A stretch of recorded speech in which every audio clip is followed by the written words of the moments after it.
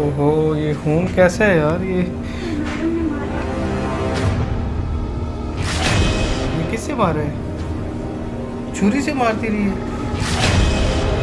ये बच्चा आपके यहाँ काम करता है? क्या नाम है इसका? जी जी, इसीलिए एक मिनट, पुलिस के साथ है। ये देखिए। और बेटा कितने अरसे बाद मार पड़ती रहती है ऐसे? काफी दफा पड़ती रहती है। कौन मारता है? बाजी मारती है? किस चीज से मारती है? छुरी से। छुरी से?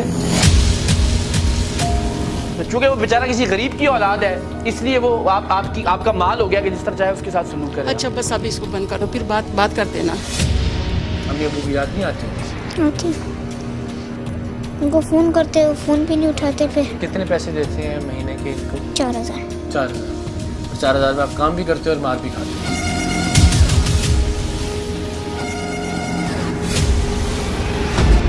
खाना नहीं देती। किस चीज़ से मारो?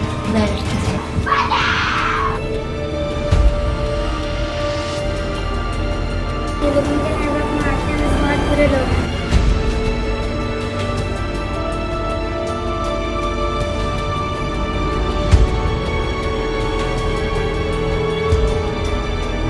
मुहज़्ज़ब दुनिया में गरीब माँ बाप के घर पैदा होना कोई जुर्म नहीं समझा जाता।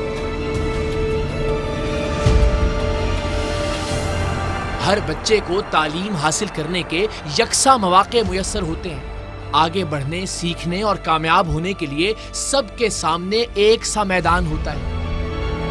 अमीर की औलाद हो या गरीब का बच्चा, दोनों में से जो अपनी कुव्वते बाजू से कामयाबी का तमगा अपने सीने पर सजाना चाहे, उसे कोई अमीर ज़ादा अपनी दौलत के बलबूते पर रोक नहीं सकता।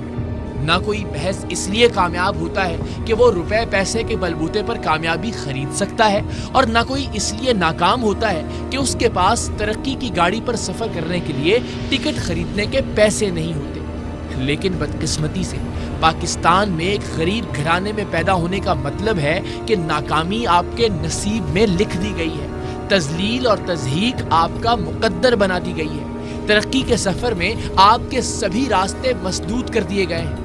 आपको या तो ईंटों के भट्टे में गुर्बत की आग में झोंक दिया जाएगा, या किसी होटल या मोटर मैकेनिक के पास आप हमेशा के लिए छोटू बनकर रह जाएंगे, या फिर किसी के घर में गंदगी की सफाई के साथ साथ उनकी मार खाना भी आपकी तकदीर ठहरेगी।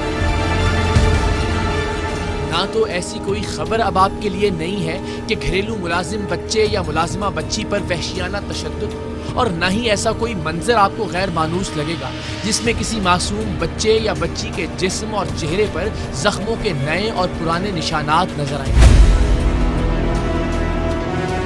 आज का सरेआम भी एक ऐसे ही बच्चे के जख्मों की कहानी है, लेकिन इसे मामूल की एक खबर या रूटीन का एक प्रोग्राम समझकर चैनल तब्दील करने से पहले एक बार सोचिएगा जरूर कि ऐसा आखिर कब तक होता रहेगा। इस बच्चे तक तो चलिए सरेआम की टीम पहुंच गई, लेकिन इस वक्त भी पाकिस्तान के कितने घरों में ये 10-10, 12-12 साल के बच्चे और बच्चियां रोजाना ये बर्बरियत वाला जुल्म सहते होंगे। किस तरह से लगे हैं सारे जख्म? जलाया था। तुम मामूली बंदे ना कार नहीं नहीं, बच्ची नहीं जाएगी। बच्ची का डर तो निकालना है, सारी जिंदगी डरती रहेगी वो इस तरह के दरिंदों से। क्योंकि MNA रहे हैं तो इसलिए बहुत गुरूर और तकब्बुर है, बहुत ताकत है। तुम ये वो खाने के लिए देते थे या नहीं देते थे? कुत्ते को दे देते थे, मुझे नहीं देते थे। कुत्ते को दे देते थे, तुम्हें क्यों नहीं देते थे? कहते हैं कि फेटिएगी, काम नहीं करेगी। जिन्हें गर्म सलाखों से जलाया जाता होगा, जिन्हें प्लास्टिक के पाइपों से मारा जाता होगा, जिन्हें कई कई दिन भूखा रखा जाता होगा, और ये बच्चे मार और जख्म खाकर वापस अपने काम पर लग जाते होंगे।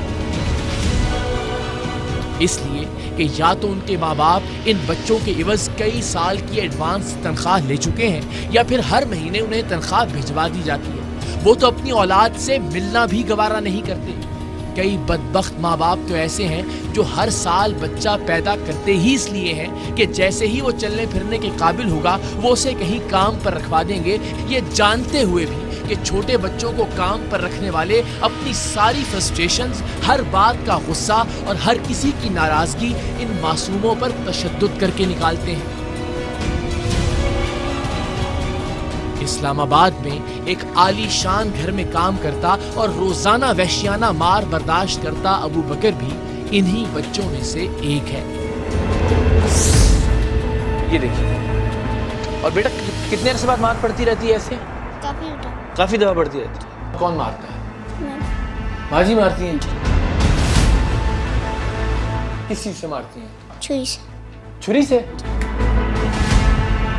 تو چونکہ وہ بیچارہ کسی غریب کی اولاد ہے اس لیے وہ آپ کا مال ہو گیا کہ جس طرح چاہے اس کے ساتھ سلوک کرے۔ اچھا بس اب اس کو بند کرو، پھر بات کرتے نا۔ امی ابو کی یاد نہیں آتی ہے؟ آتی ان کو فون کرتے، وہ فون بھی نہیں اٹھاتے، پھر کتنے پیسے دیتے ہیں مہینے کے ان کو؟ 4000۔ 4000۔ 4000 میں آپ کام بھی کرتے ہو اور مار بھی کھاتے ہو۔ وفاقی دارالحکومت اسلام آباد کے ایک بنگلے میں کام کرنے والا 11 سال کا ابو بکر گھر کا سارا کام تو کرتا ہی تھا، گھر کے باہر کے تمام کاموں کی ذمہ داری بھی اسی کی تھی۔ وہ مار کھا کر تازہ زخموں کے ساتھ گھر کا سودا سلف لینے نکلا تو ایک روز ایک بندہ خدا نے اس کی تکلیف کو بھانپ لیا۔